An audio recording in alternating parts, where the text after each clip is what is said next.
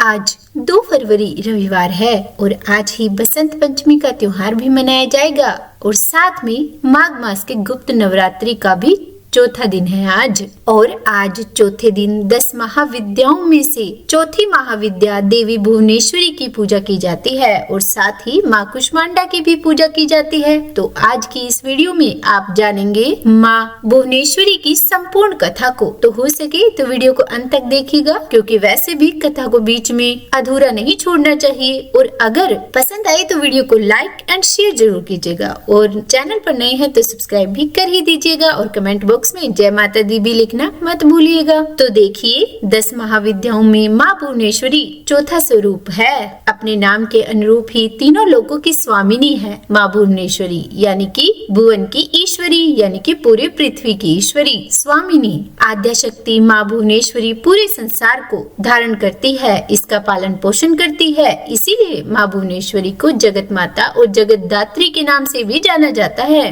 माँ भुवनेश्वरी वायु, आकाश, पृथ्वी, अग्नि और जल पांचों तत्वों का निर्माण करती है। हमारे शास्त्रों में वर्णन मिलता है कि माँ भुवनेश्वरी भगवान शिव के वाम अंग में हमेशा विराजमान ही रहती है। इनकी पूजा करने से अपार ऐश्वर्य की प्राप्ति होती है, जीवन की सभी समस्याएं दूर होती है, सभी मनोकामनाएं पूर्ण होती है। माँ भुवनेश्वरी को शक्ति और सृष्टि कर्म में महालक्ष्मी स्वरूप माना गया है और आद्या शक्ति भगवती माँ भुवनेश्वरी भगवान शिव की सभी लीलाओं में उनकी सहचरी है, यानी कि हमेशा उनके साथ ही रहती हैं। माँ का रूप बहुत ही सौम्य है और अपने भक्तों को अभय और समस्त सिद्धियां प्रदान करने वाला है। देवी पुराण में बताया गया है कि माँ भुवनेश्वरी मूल प्रकृति का ही दूसरा नाम है।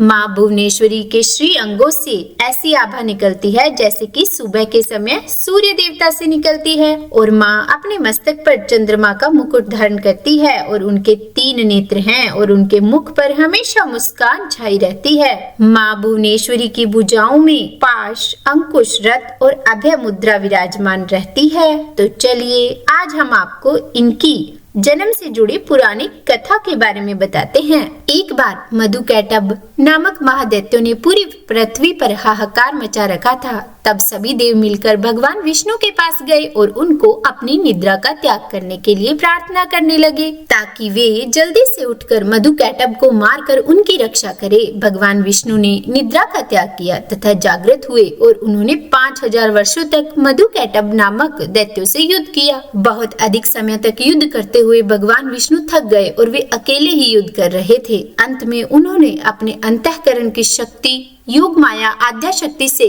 सहायता के लिए प्रार्थना की। तब देवी ने उन्हें आश्वस्त किया कि वे उन दोनों दैत्यों को अपनी माया से मोहित कर देंगी। योग माया आद्या शक्ति की माया से मोहित होकर दैत्य भाई भगवान विष्णु से कहने लगे कि हमारा वध ऐसे स्थान पर करो जहाँ न ही जल हो और न ही स्थल। भगवान विष्णु ने दोनों दैत्यों को अपनी जंघा पर रखकर अपने चक्र से उनके मस्तक को देह से अलग कर दिया। इस प्रकार उन्होंने मधुकैटभ का वध किया, परंतु वे केवल निमित्त मात्र ही थे। उसके बाद ब्रह्मा, विष्णु और शंकर ने देवी आदिशक्ति योग निद्रा महामाया की स्तुति की, जिससे प्रसन्न होकर आदिशक्ति ने ब्रह्मा जी को सृजन, विष्णु को पालन और शंकर को संहार के देव चुना। ब्रह्मा जी ने देवी आदिशक्ति से प्रश्न किया कि अभी चारों ओर केवल जल ही जल फैला हुआ है, पंच तत्व, गुण, तन मात्राएं और इंद्रियां कुछ भी व्याप्त नहीं हैं, तथापि तीनों देव शक्तिहीन हैं। तब देवी ने मुस्कुराते हुए उस स्थान पर एक सुंदर विमान को प्रस्तुत किया और तीनों देवताओं को विमान पर बैठ अद्भुत चमत्कार देखने का आग्रह किया।